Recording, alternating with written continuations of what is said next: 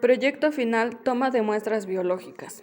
¿Qué vamos a ver? El día de hoy para nuestro proyecto final les vamos a mostrar cómo es todo el proceso de una muestra biológica para análisis clínicos. Antes de comenzar, vamos a aclarar algunas cosas que nos serán útiles para el entendimiento de nuestro trabajo. Tipo de muestra, heces. Determinante analítico, búsqueda de parásitos. Tipo de examen, coproparasitoscópico. Etapa preanalítica.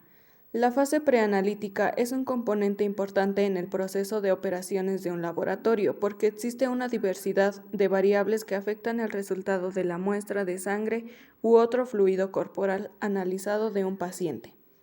Desde las variables fisiológicas hasta los procedimientos de la toma de muestra, en la fase preanalítica pueden diferenciarse dos etapas, una externa y otra dentro del laboratorio. Los errores que se pueden generar tienen distinta significación y su medida es difícil, ya que algunos de ellos se ponen de manifiesto en la fase analítica y otros no se evidenciarán. Fases de la etapa preanalítica. Primera etapa. Iniciamos con la solicitud del examen hecha por el médico. Segunda etapa. Seguimos a la recolección de la muestra, para lo que se necesitará un frasco estéril para muestra de heces. Rotula el frasco con sus datos personales, nombre completo, fecha y hora de recolección de la muestra. También será necesario una batelenguas. Instrucciones para la toma de muestra. Paso 1. Al momento de la evacuación, descartar la primera porción de la muestra y posteriormente recolectar una pequeña cantidad de materia fecal, tamaño de 4 frijoles, en el frasco estéril. Posteriormente coloque el frasco con la muestra en doble bolsa de plástico para su transportación. Paso 2. Otra forma es colocando una película de plástico entre el asiento y la taza del excusado, la cual servirá como filtro. Una vez terminada la evacuación, tomar con una batelenguas una pequeña porción de materia fecal y colocarla en el frasco estéril, tapándola inmediatamente. El resto de las heces se desechan al inodoro y el papel plástico se coloca en una bolsa para desecharse a la basura. Posteriormente, coloque el frasco con la muestra en doble bolsa de plástico para su transportación. Paso 3. Otra opción es hacer uso de una vacinica limpia. Se prefiere en el caso de los niños pequeños. Una vez colocada la muestra en la vacinica, tomar con una batelenguas una pequeña porción de materia fecal y colocarla en el frasco estéril, tapándolo posteriormente. El resto de las heces se desechan al inodoro. Posteriormente, coloque el frasco con la muestra en doble bolsa de plástico para su transportación. Cuando termine la recolección de muestra, lave sus manos con agua y jabón. ¿Cómo transportar la muestra? La muestra debe ser del día y enviada al laboratorio a la brevedad. No requiere ser transportada bajo ninguna condición especial. Etapa 3. La recepción de la muestra por el personal del laboratorio. Etapa 4. La preparación de la muestra para el examen.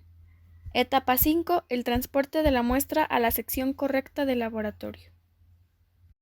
Etapa analítica. Fase analítica. Abarca todos los procedimientos relacionados directamente con el procesamiento de la muestra. Examen coproparasitoscópico. Es un estudio de materia fecal para la búsqueda e identificación de formas parasitarias intestinales. El coproparasitoscópico serie de 3 se utilizan para conocer si se tiene una infección parasitaria del tracto gastrointestinal. Recordemos que, ya en el laboratorio, personal profesional capacitado etiquetará con datos del paciente y procederá a su análisis mediante diferentes técnicas, a fin de detectar células, quistes o huevecillos de parásitos. De igual forma, para las enfermedades ocasionadas, parásitos se toman en consideración las siguientes características de la materia fecal: cantidad y frecuencia, dato obtenido medio de interrogativo previo, forma y consistencia, color, olor, presencia de moco y presencia de sangre. Equipo y material del laboratorio que vamos a utilizar. Material: barrillas o palillos de madera, tubos de boca ancha, portaobjetos, cubreobjetos, etiquetas, marcadores, sal de yodo, pipeta, pastel, formalina al 10%, acetona de etilo, tubos de centrifuga de 10 o 15 milímetros, filtro, solución salina fisiológica. Equipo que vamos a utilizar es la centrifuga y el microscopio. Examen de microscopio directo. 1. En este tipo de estudio el material fecal más utilizado es el recién obtenido por expulsión natural del paciente, ya sean heces bien formadas o evacuaciones disminuidas de consistencia con moco o sangre. Los exámenes directos de heces son la forma más rápida de hacer el diagnóstico de parasitosis. El examen directo en fresco es sencillo, rápido y económico, pues requiere poco material. Es excelente para la búsqueda de trofozoitos y protozoarios. Es eficaz en la búsqueda e identificación de quistes, huevos y larvas. Sin embargo, la muestra utilizada es muy pequeña y poco representativa. Los montajes en solución salina tienen la ventaja de que retienen la movilidad de los trofozoitos. Sin embargo, es difícil la observación de las estructuras internas, pues con frecuencia son poco definidas. El yodo se emplea para destacar las estructuras internas de los parásitos presentes, pero inmoviliza los trofozoitos. Procedimiento. Paso 1. Con un aplicador de madera se toma una pequeña cantidad de materia fecal y se coloca en el centro de un portaobjetos limpio.